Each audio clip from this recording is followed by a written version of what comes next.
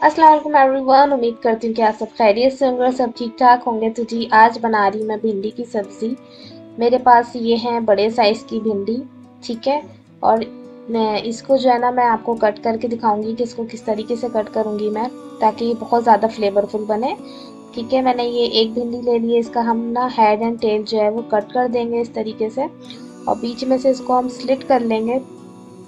Slit करने के बाद इसके मैं दो टुकड़े कर दूंगी, क्योंकि ये साइज में लंबी है तो इसलिए। अगर आप छोटी वाली ले रहे हैं तो फिर आपको बीच में से कट करने की ज़रूरत नहीं है, ठीक है। ये बिल्कुल ऑप्शनल है, अगर आप चाहें तो कर सकते हैं। और अगर आप इसको तीन हिस्सों में भी कट करना चाहते हैं तब भी फाइन है, बट दो हिस्सों में करें तो ज़्यादा बेटर है, ठीक है। अब इसको जो है मैं सबको इस तरीके से कट कर लूँगी। अगर आप लोग मेरे चैनल पर न्यू हो तो काइंडली मेरे चैनल को सब्सक्राइब कर लीजिए, और बराबर जो बेल आइकन है उसको दबाने से आपको मेरी वीडियो सबसे पहले देखने मिलेगी। वीडियोस अच्छी लगे थम्स अप दीजिए, और मुझे कमेंट सेक्शन में ज़रूर बताएं कि आपको मेरी रेसिपीज़ कैसी लगती हैं, ताकि मैं आपके लिए अच्छी अच्छी रेसिपीज़ लेकर आऊँ।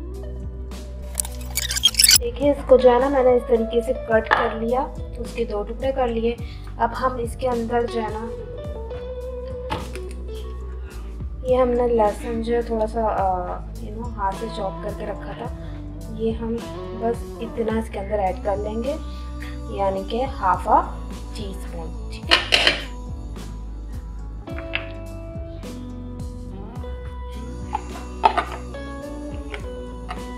देन इसके हाफ अ टी स्पून इसमें जीरा पाउडर डाल दिया। अब इसके अंदर जो है ना हम हाफ टी स्पून के ही करीब जो है ना हम इसके अंदर चिली फ्लेक्स ऐड कर देंगे। बस इसके अंदर यही सब ऐड होगा, जो कि हमारी जो भिंडी है उसको बहुत ज़्यादा फ्लेवरफुल कर देगा। इसके अंदर हम टेस्ट के अकॉर्डिंग नमक ऐड कर लेंगे। अब ये याद रखिएगा, जब हम ग्रेवी तैयार करेंगे तो हमें ये बात याद रखनी है कि हमने इसके अंदर नमक ऑलरेडी ऐड किया है, ठीक है। अब ये मेरे पास लेमन जूस है, ये मैंने जो है ले लेना है 1 2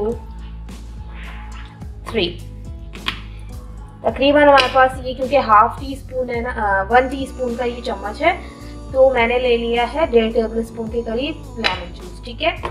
अब हम इन सब चीज़ों को ना अच्छे तरीके से मिक्स कर लेंगे।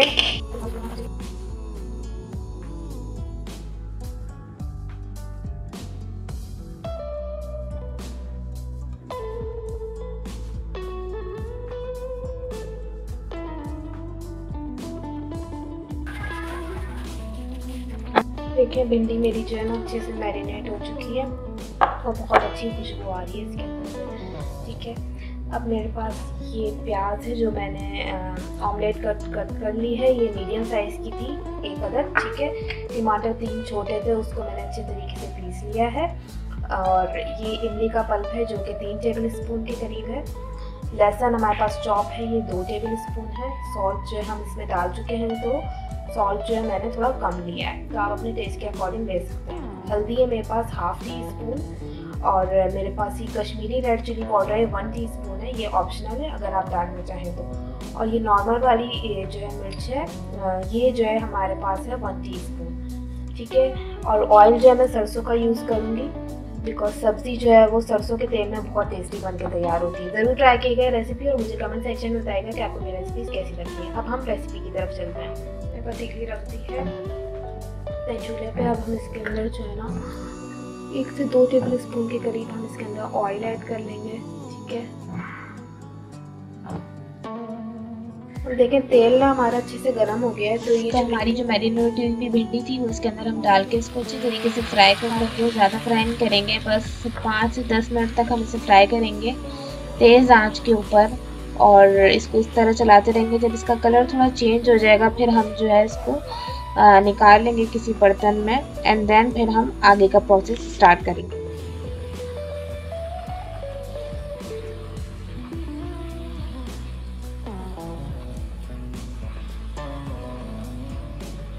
अब देखें, हमारी भिंडी जो है वो कुक हो गई है, इतनी जितनी हमें चाहिए अभी फ़िलहाल, और इसका कलर भी जो है काफ़ी हद तक चेंज हो गया है। तो बस अब हमें इतना ही जो है वो इसको पकाना है। अब हम इसको निकाल लेंगे किसी एक बर्तन में और इसको ठंडा कर लेंगे। अच्छी तरीके से। चले भिंडी अब हमने निकाल ली थी, तो अब इसके अंदर हमने ऑयल डाला उसी डिश के अंदर। अब इसको हम ठंडा कर लेंगे कि सरसों का तेल है तो इसकी जो है जितनी भी झांस है ना वो निकल जाए। और इसके अंदर जो है फिर मैं प्याज ऐड कर लूँगी और इसको मैं अच्छे तरीके से फ्राई कर लूँगी। बस इसको ज़्यादा ब्राउन नहीं करना है मुझे, बस इतना ही चाहिए कि बस ये थोड़ी सॉफ्ट हो जाए और थोड़ी सी जो गोल्डन ब्राउन हो जाए। अगर आप लोग मेरे चैनल पे नहीं हो तो काइंडली मेरे चैनल को सब्सक्राइब कर लीजिए और बराबर में जो बेल आइकन है उसको दबाने से आपको नई रेसिपी सबसे पहले देखने मिलेगी। वीडियोस अच्छी लगे तो हम कर दीजिए। अब देखें इसका प्रोसेस ना, मैं तेज़ करने के लिए इसके अंदर थोड़ा सा हम ना 1 चुटकी के करीब ना इसमें नमक ऐड कर देंगे ताकि ना हमारी कुकिंग ना फास्ट हो जाए। देखिए अब हमारी प्याज ना अच्छे तरीके से सॉफ्ट हो गई है, बस हमें इतनी ही चाहिए। अब इसके अंदर हम कुटा हुआ लहसुन ऐड करेंगे और इसको भून लेंगे अच्छे तरीके से। बस इसको इतना ही भूनेंगे कि इसका कलर थोड़ा सा गोल्डन ब्राउन हो जाए।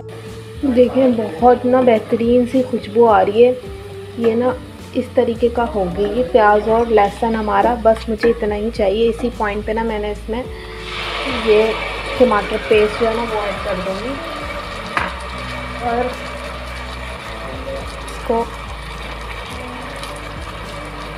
स्पैचुला से ना अच्छे तरीके से हम ले लेंगे, बिकॉज हमने इसमें पानी बिल्कुल भी ऐड नहीं करना, बिल्कुल भी मतलब बिल्कुल भी ऐड नहीं करना, ठीक है। इससे हमारी बन जाएगी अच्छी सी ग्रेवी तैयार। अब इसमें हम अपनी रेड चिली पाउडर ऐड करेंगे, हल्दी पाउडर ऐड करेंगे, Kashmiri red chilli powder add करेंगे और हमारा जो सॉल्ट था वो ऐड करेंगे, ठीक है। और इसको अच्छे तरीके से भून लेंगे। इस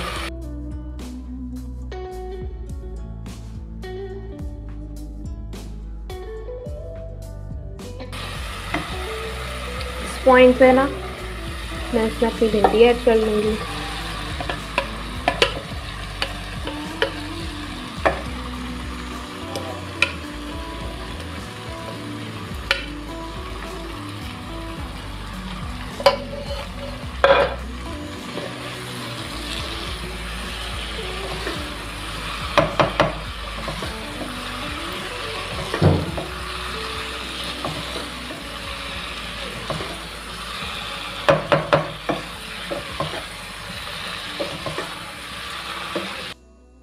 अब इसको अच्छे तरीके से मैं तकरीबन 5 मिनट जो है ना इसको भून लूँगी तेज़ आंच पे।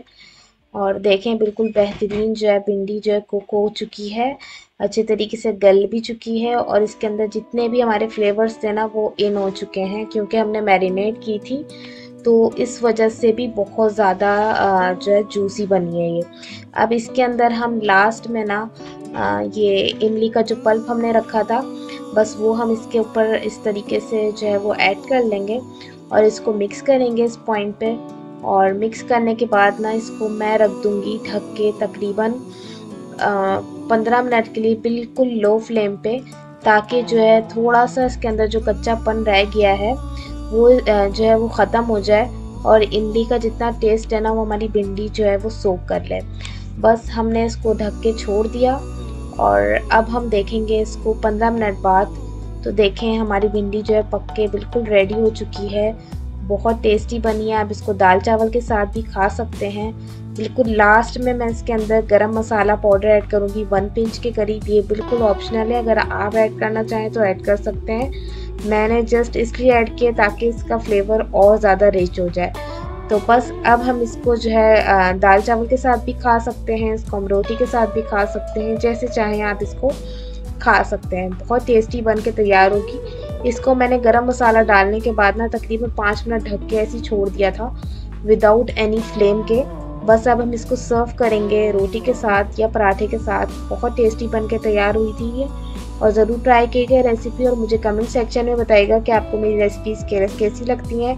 और आप लोग मेरे चैनल को काइंडली सब्सक्राइब कीजिए, शेयर कीजिए, फॉलो कीजिए और मेरे फेसबुक पेज को भी ज़रूर फॉलो कीजिए, ताकि मैं आपके लिए जो भी रेसिपीज़ अपलोड करूँ आपको सबसे पहले देखने मिले। अब आपसे नेक्स्ट वीडियो मिलूंगी, तब तक ले टेक केयर, अल्लाह हाफिज़।